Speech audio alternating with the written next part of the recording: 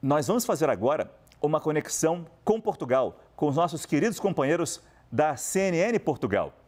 Eu converso ao vivo com Ana Sofia Cardoso, âncora da CNN Portugal, âncora, por sinal, do CNN Prime Time, nossa colega, então, de jornal aqui. Ana, um prazer ter você aqui com a gente e eu começo destacando exatamente a grande vantagem do PS nessa eleição. Eu pergunto como explicar essa escolha, sabendo que meses atrás o primeiro-ministro Antônio Costa precisava de uma coalizão de partidos de esquerda para governar e agora, depois desse resultado, ele vai sozinho, o PS vai sozinho comandar Portugal. Boa noite para você.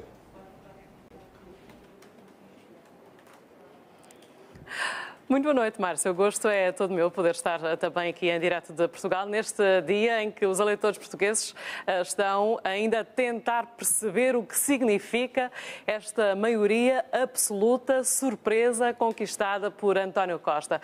Até à decisão final, todas as sondagens davam empate técnico e isso pode, de alguma forma, ajudar a explicar o desfecho destas eleições. As sondagens davam empate técnico entre o socialista António Costa e o social-democrata Rui Rio, só que do lado do social-democrata havia uma hipótese de precisamente o Chega, tal extrema-direita, poder ter que se aliar ao PSD para conseguir formar um governo.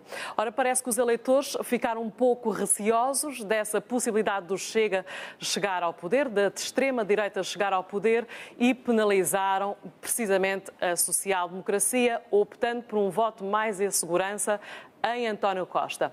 E, ao mesmo tempo, os eleitores fizeram uma outra leitura, decidiram também penalizar os partidos da esquerda, mais à esquerda do que António Costa, precisamente porque chumbaram o orçamento do Estado, que devia estar em vigor este ano, que foi chumbado no ano passado e que levou a que o país mergulhasse nesta crise política, que esperamos que, a partir de agora, seja de facto resolvida.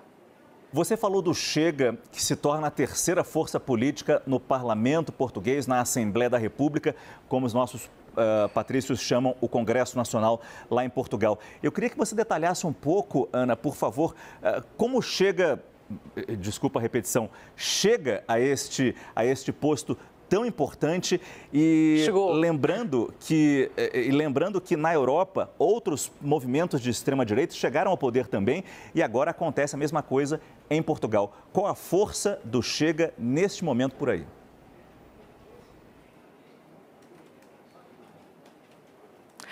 E é algo surpreendente a força que o Chega tem neste momento, porque nas últimas eleições tinha um deputado, o próprio líder do Chega, André Ventura, e neste momento tem 12 deputados. De uma eleição para outra, multiplicou e muito o número de deputados no Parlamento. Essa a explicação não haverá também naturalmente apenas uma explicação, mas tem sido apontado como um voto contra o sistema. O próprio André Ventura diz que é um voto contra o sistema e desse sistema o que é que os eleitores muitas vezes consideram? Consideram que em Portugal, por exemplo, o elevado número de pessoas que vive às contas dos subsídios do Estado e que muitas vezes entre trabalhar ou receber um subsídio, prefere ficar em casa, receber esse subsídio sem trabalhar. Ao mesmo tempo, o Chega está a roubar territórios tradicionais da esquerda, sobretudo no interior sul, distritos na região portuguesa do Alentejo, e são distritos que até agora eram da esquerda, são distritos com pessoas mais velhas, com menor poder de compra, e aqui a pobreza pode ter sido determinante para o Chega conseguir eleger mais deputados, porque foi nesses distritos, com pessoas mais pobres, que conseguiu precisamente a maior percentagem de votos. Ana Sofia Cardoso, ela apresenta o Prime Time e ela apresenta daqui a pouco o Prime Time, começa daqui a pouco lá em Portugal, o CNN Prime Time. Por isso eu tenho só mais uma pergunta e muito rapidamente, Ana, não quero te atrapalhar. Quais são os próximos desafios agora desse novo governo Antônio Costa? É pandemia? É economia?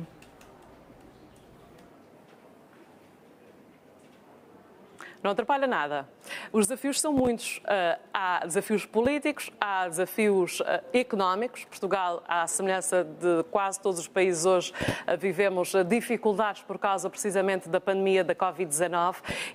Temos uma dívida pública muito elevada, a inflação está a subir, as taxas de juros devem subir dentro de pouco tempo e isso coloca pressão adicional na nossa dívida pública. Ou seja, o Partido Socialista, de esquerda, um partido tradicionalmente com várias ajudas estatais a serem distribuídas, poderá ter maior controlo, não distribuir tanto dinheiro para de alguma forma fazer face à dívida pública que está muito elevada em Portugal. E depois há um desafio político muito importante para António Costa e também para todos nós, que é perceber se esta maioria absoluta tem ou não de facto riscos, porque Portugal teve uma maioria absoluta com José Sócrates em 2005 e desde então mais ninguém pedia a maioria absoluta porque víamos esse pedido de maioria absoluta como algo arriscado. Recordo que foi nessa legislatura de José Sócrates que houve inúmeros casos de suspeitas de corrupção e, portanto, os eleitores, quando ouvem falar em maioria absoluta, lembram-se também dessas suspeitas de corrupção. António Costa diz que o Presidente da República, Marcelo Rebelo de Sousa, será o vigilante, será o garante dessa maioria absoluta. A grande dúvida aqui é saber se, de facto, o chefe de Estado tem ou não tem poderes suficientes para controlar este novo governo de maioria absoluta.